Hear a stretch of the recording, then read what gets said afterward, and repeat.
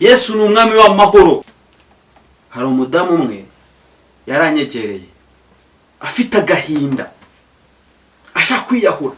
Iyo uri gusambana urimo kuramya Satani. Iyo uciye umugore yawe inyuma ukajya gusambana ubukoze ikosa rikomeye cyane. Umuha ibyishimo, umuha amahoro mu izina rya Yesu. Holy Spirit, turagushima, turaguhimbaza. Ikizina ryawe ryamamare, ikizina ryawe rivugwe hose ku isi. Uri Yesu ukomeye, uri gitangaza. Shima Data, uruwera Yesu. Izina ryawe rihabwe icyubahiro. Haleluya. Shalom shalom bakunzi ba T-Love and Jane, twongeye kubasuhuza. Amahoro ya Kristo, mwana w'Imana nzima, abane namwe ibihe byose. Bakunzi ba T-Love and Jane, aho muherereye hose turabasuhuza. Wowe mu Rwanda,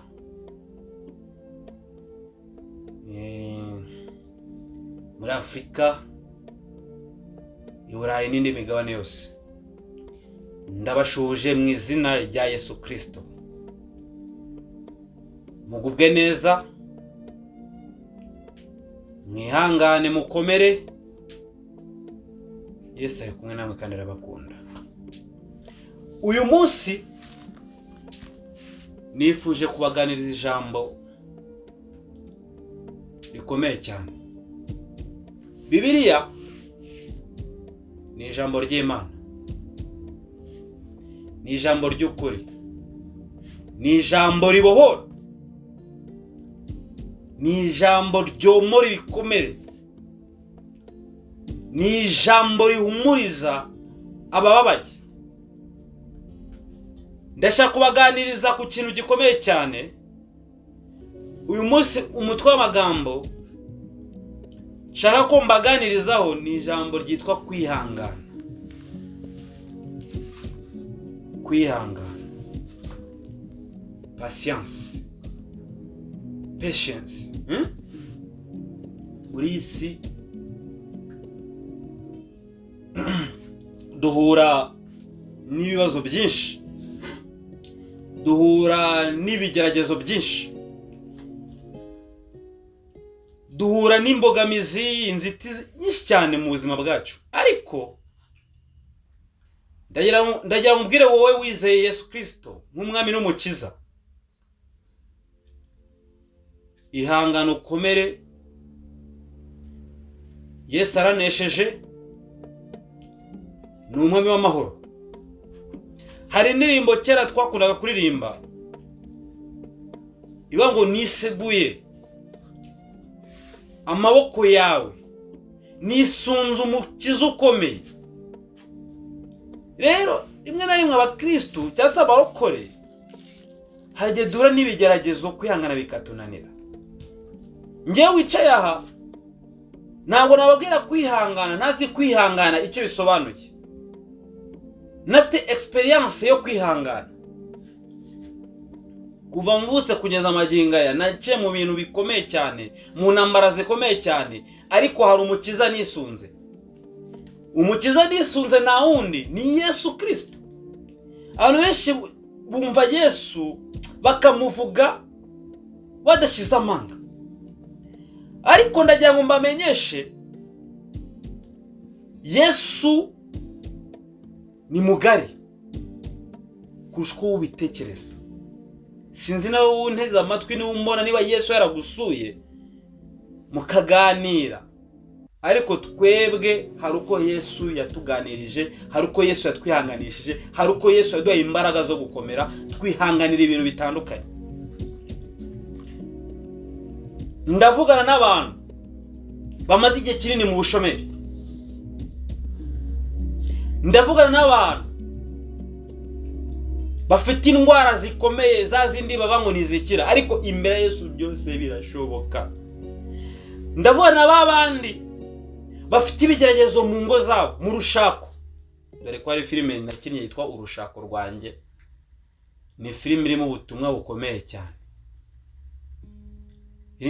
Irimo umugore ufite ibigeragezo, ibibazo, ariko aba ari umukristo abasenga, abafite isezerano yuko urugo rwe, urushako rwe ruzagenda neza. Niyo mpamvu ndi kubabwira kwihangana. Icyambere nababwira ni intwaro ikomeye cyane. Umuntu udafite kwihangana kuri iyi si ntabwo yabaho igihe kinini, yahora ababaye. Hari ijambo bakunda kuvuga ngo hari ugupfa uhagaze. Mwene magambo, umuntu utihanganye ameze nk'umuntu upfuye uhagaze. Ariko wa wundi ufite kwihangana muri we, uwo nguwo ndahamya nashidikanya ko n'Imana iramwishimira. Kuko iyo dusomye ijambo mu rwandiko rwanditswe na Yakobo, igice cya mbere ku murongo wa 12, ndakunda cyane. Haravuga ngo hahirwa umuntu wihanganira ibimugerageza, kuko namara kwemerwa azahabwa ikamba ry'ubugingo iry'Imana yasezeranyije abayikunda. Wowe unteze amatwi vuga amen. Rero ndagira ngo mbabwire, hari igihe abantu duhura n'ibintu bikomeye cyane. Urugero, nkunda gutangera ku bikorwa dukora bya filime. Hajye dukora filime twashoramo amafaranga menshi tugahomba. Hari igihe dushorana, hari n'abandi bashora amafaranga muri business zitandukanye, ibintu bikanga. Ariko nibyanga, we kwiheba, ihangane. Uyu munsi nibyanga, ejo bizakunda. Ndabani, uyu munsi nibyanga, ejo bizakunda. Haleluya. Abakinnyi b'amafilime akenshi bamwe bacika intege vuba. Yashora muri projet imwe ebyiri, yakwanga akabivamo. Ariko ndagira ngo njye mbabwire uri hano, sinema nyarwanda nayitangiye kera cyane. Ubu ngiye kumara imyaka igera muri 10 n'ingahe. Nabitangiye 2013 na 4. Imyaka ibaye myinshi, arenge 10 nkuru uyu mwuga wa sinema. Imyaka ibaye myinshi. Ariko mbabwiye uburyo nihanganye muri industry ya sinema nyarwanda. Nge n'abavandimwe banjye twarihanganye turakora. Ariko ubu ndashimira Imana, hariho umuntu aho tugeze. Ndabona kubwira abantu ati rimwe iruta zero, kandi nibyo kuko rimwe iruta zero. Uko natangiye sinema naho ngeze byibuze navuga ko ndashima Imana cyane. Ariko hari abantu icyo gihe twatangiranye bamwe babivuyemo bajya gushaka ibindi bakora. Iyo wihanganye hari intego ugeraho. Icyo ni cyambere mu buryo bwa business. Rero no mu buryo bw'ubuzima, hajye turwara indwara tukiheba tukumva byanze, ati Imana none wabigeze cyura umuntu wawe, ubuzima burarambiranye, ariko uriheba kandi hari Yesu. Kuki wiheba hari Yesu? Mfite ubuhamya bw'abantu bagiye bakira indwara zikomeye cyane. Mfite ubuhamya bw'abantu batatswe n'amadayimoni, batatswe n'amahembe, amadayimoni akavuga, tugasenga amadayimoni akagenda agahunga. Ubwo buhamya ndabufite. Abo twasenganye murabizi. Ngenda senganye n'abantu benshi. Ubwo muri abo benshi abo twasenganye murabizi. Dayimoni zikagenda tukavuga mu ndimi, tukirukana abadayimoni. Murabizi abo dusengana. Kuki wiheba? Witinya, Yesu ari kumwe nawe. Ndagira ngo mbwire wowe wowe ufite ibibazo mu rushako rwawe, ihangane, komera, kuko ijambo ry'Imana ryabitubwiye ati ngo hahirwa umuntu wihanganira ibimugerageza. Ushaka ufite inzara, ufite ubushomeri, cyangwa se umugabo wawe aguca inyuma, umugore aguca inyuma, abana bawe babuze minerivare, cyangwa se abana bawe bararwaye, wabuze uko bigenda, ihangane, igihe cyawe nikigera uzasubizwa, uzabivamo ibyo bigeragezo. Reka kwiheba, reka kwicwa n'agahinda, komeza usenge, komeza wizere Yesu. Yesu ni umwami w'amahoro, niko ijambo ry'Imana ritubwira ngo ni umwami w'amahoro. He is the Prince of Peace. Uwo ni Yesu, umwami w'amahoro. Yesu ni umwami w'amahoro. Mwisunge, mwegere, umuhamagare, kuko ijambo ry'Imana rivuga ati ngo yemwe abashira baremerewe nimutsange ndabaruhura. Ntabwo umwana w'umuntu yakuruhura, uzamugisha inama, kumena afite ibibazo mu rugo, uzajya kuguriza umuntu ufite amadeni. Ariko ihangane, ihangane wowe mama undeba, wowe papa undeba, wowe musore undeba, wowe mukobwa undeba, wowe mwana muto undeba, ihangane. Reka dusome mu Baroma, ndakunda cyane, nurwo niko Paulo yandikiye Abaroma, ibice 5, turera ku murongo wa 3 tugeze ku wa 4. Mwumve kuntu kwihangana ari ibintu byiza cyane. Kwihangana ni ijambo ry'Imana ritubwira. Haleluya. Reka dusome mu izina rya Yesu. Abaroma ibice 5 ku murongo wa 3 niyo turi buhere, tugeze ku murongo wa 4. Ngo ariko si ibyo byonyine, ahubwo twishimira no mu makuba yacu, kuko tuzi yuko amakuba atera kwihangana, kandi kwihangana kugatera kunesha ibitugerageza, uko kunesha kugatera ibyiringiro. Mbega ijambo ryiza.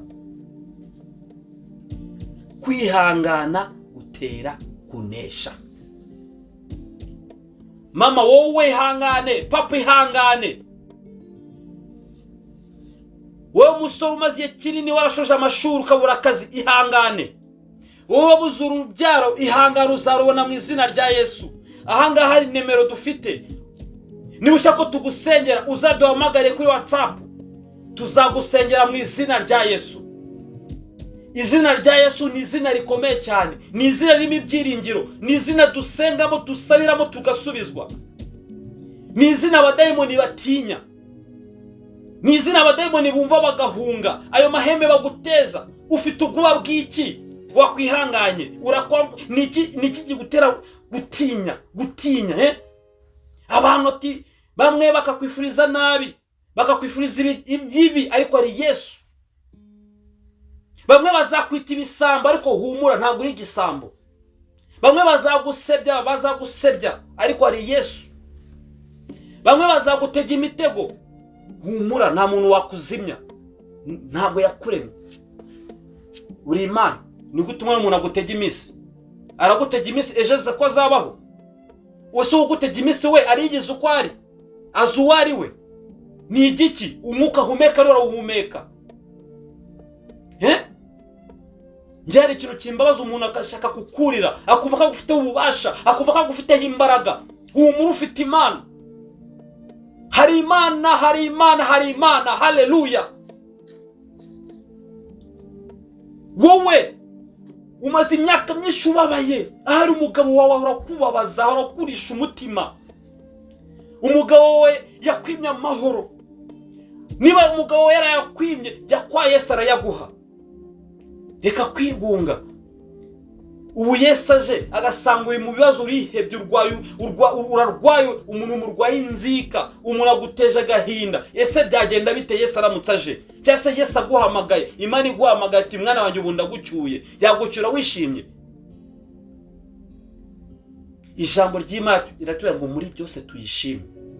Waba ubabaye, waba wishimye, waba ushonje, waba uhaze, waba ufite icyo kwambara, waba ufite icyo kurya, waba utagifite, waba umeze ute, muri byose uhora uyishima iteka. Ibi mbabwira mfite ubuhamya, mfite impamvu ndi kubibabwira. Nahuye n'abagore benshi bababaye mu ngo zabo, tukabasengera bagata bameze neza. Haleluya. Ndumva ngiye mfashijwe kuko ijambo ry'Imana rambwiye ngo kwihangana gutera kunesha. Iri jambo risome. Hahirwa umuntu wihanganiye imugerageza. Hari filime yigeze gukina yitwa ngo Inkota yo kwihangana. Nakinnye iyo filime. Iyo filime ugenda uyirebe ushaka kwihangana nawe.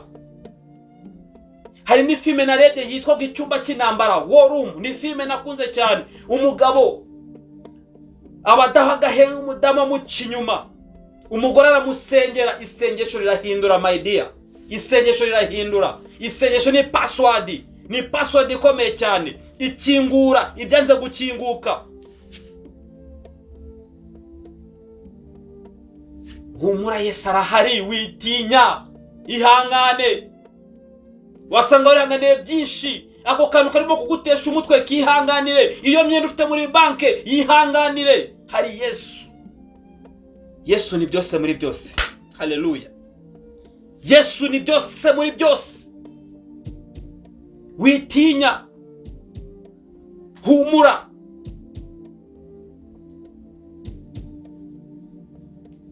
Reka mbagire inama, nimusenge cyane.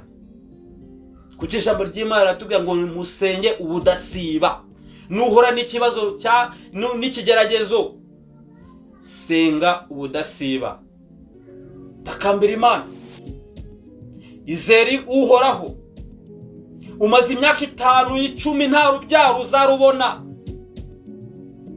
Umaze imyaka 3 nta kazi uzakabona, n'abagafite ntacyo bakurusha n'abantu nkawe.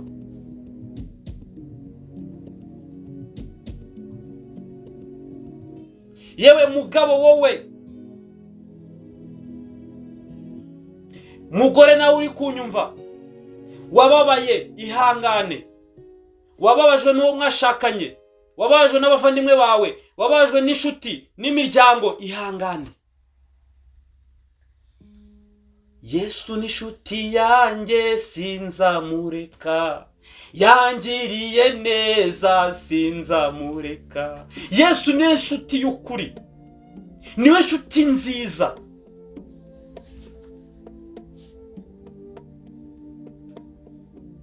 Babazwe n'umuntu utazi kwihangana. Rimwe negeze kumva inkuru, umugabo yaciye umudamu w'inyuma, umugore kwihangana biramunanira, nawe amuca inyuma akuramo indwara. Ni umuntu aguca inyuma nivuze ngo nawe umwishyure. Ihangane. Umwe ashaka kuguca inyuma akagera mu mahirwe niyandure sida, wowe wamwishyura kujya kwihorera ukandura sida ukabara ubuzima bwe bwose. Naguca inyuma wakwihanganye ukaguma ku isezerano ryawe mwasezeranye imbere y'Imana kutazigira ugira ute umuhemukira. Haleluya. Haleluya. Indi kubabwira n'abantu mwe mubyumve kandi muha agaciro. Reka nongere nkwibutse, wowe wihebye urebe iyi nomero uyihamagare. Aho kuri WhatsApp waba mu Rwanda umamagare, nzagusengera, tuzajya inama. Rimwe ndabyibuka, hari umudamu umwe yaranyegereye afite agahinda, ashaka kwiyahura kubera ibibazo by'ubuzima. Ashaka kwiyahura, yarababaye, ababazwa n'umubyeyi wamubyaye. Ariko namusomye ijambo ry'Imana arihangana, kuko muri Luka bivuga neza ko turi intore za Kristo, azazirengera Kristo. Amen. Niyo mpamvu ndi kubabwira ko kwihangana, sinzi niba abantu wenda bafite kwihangana guke iherezo ryabo, ako iherezo nziryiza ryo kwihangana ni ukugera ku ntsinzi yawe. Yes, intsinzi uyigeraho.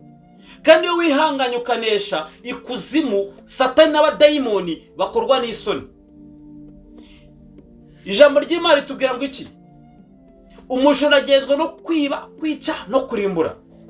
Iyo rero uhuye n'ibyo bigeragezo mu ijuru baba gushaka ko kwihangana, ariko kuzimu baba ari guserebura intsinzi kujya kuneshwa.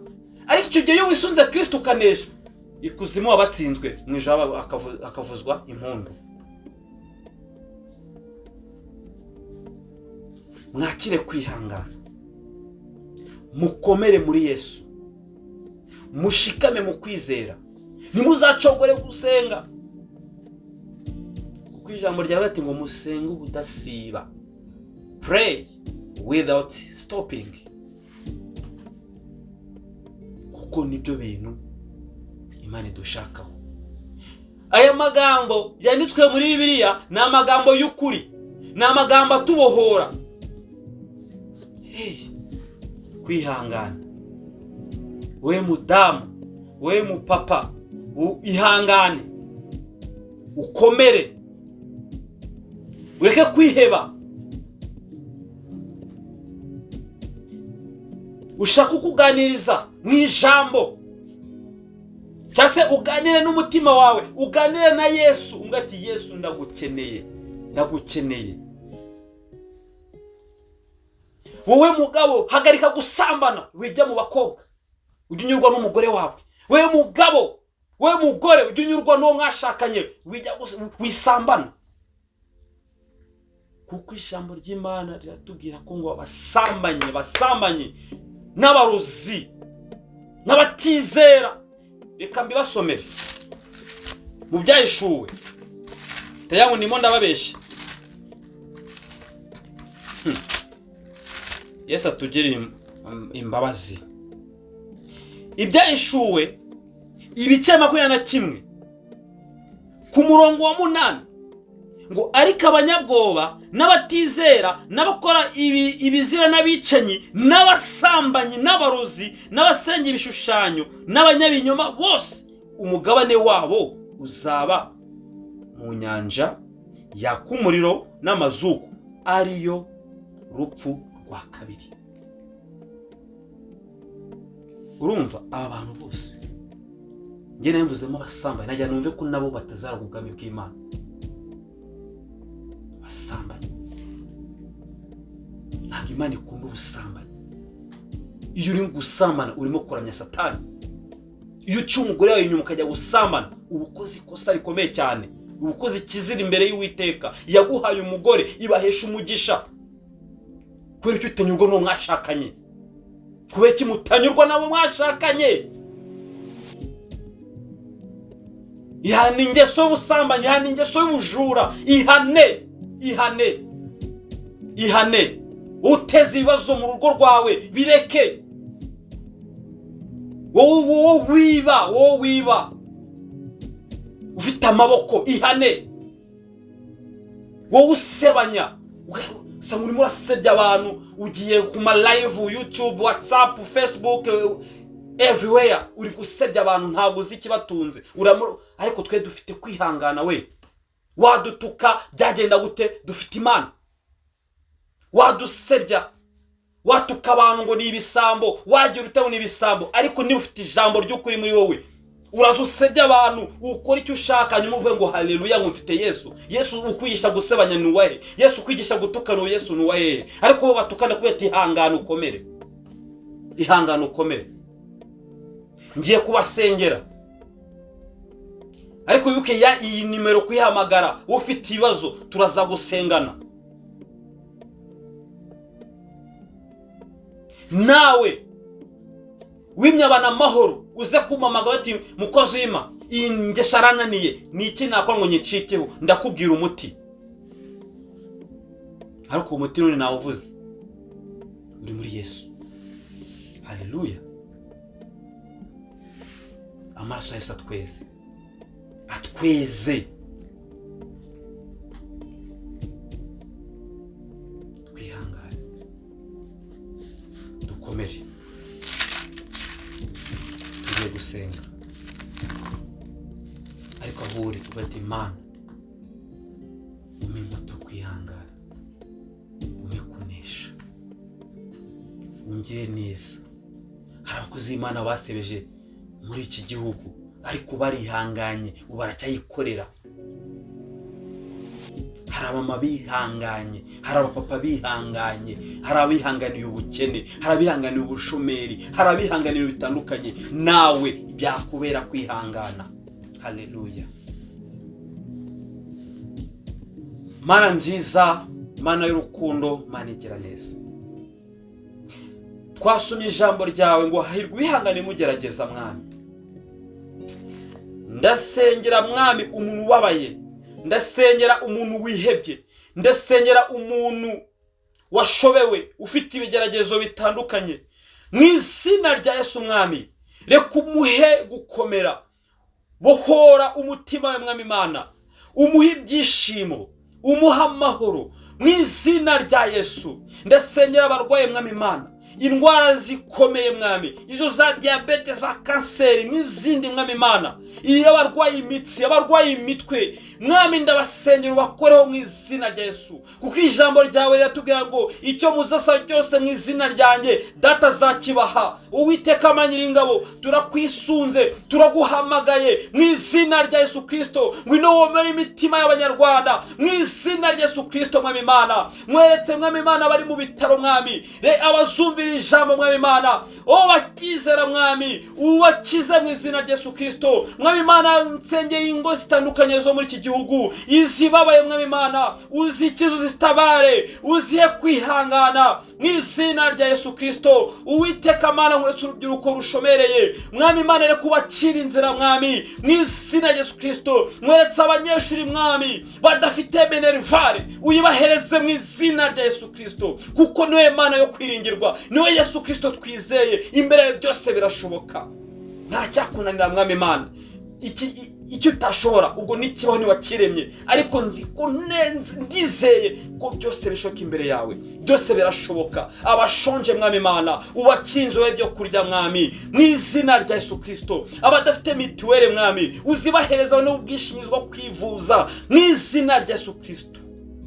Urakoze Mwami Data, urakoze Mwami ushobora byose. Uri Yesu, uri umwami w'amahoro, uri kibasumba, usumba sanzure, usumba abari mu isi, usumba abakomeye. Yesu uri hejuru, nakujya hejuru, nawe azamuka ngo yigire kagarara, kuko uri Imana nziza. Mana, nsengeye guca bugufi mu mitima yacu, uduhe no kwihangana mu izina rya Yesu Kristo, amen. Murakoze cyane, Imana ibagire neza. Wibuke gukora subscribe, usharinge, utere comment. Ibyo nibyo tugusabye, niyo nkunga tugusabye mu izina rya Yesu Kristo. Umunsi ninjye nyine ndabizi cyane, nawe muramukunda, nawe azabasuhuza, azabaganiriza, kandi mu by'ukuri Tilavengen turabakunda. Niyo mpamvu twazanye icano kugira ngo muzayibohokereho, muzegereho byinshi. Ciao ciao ciao ciao ciao, we love you.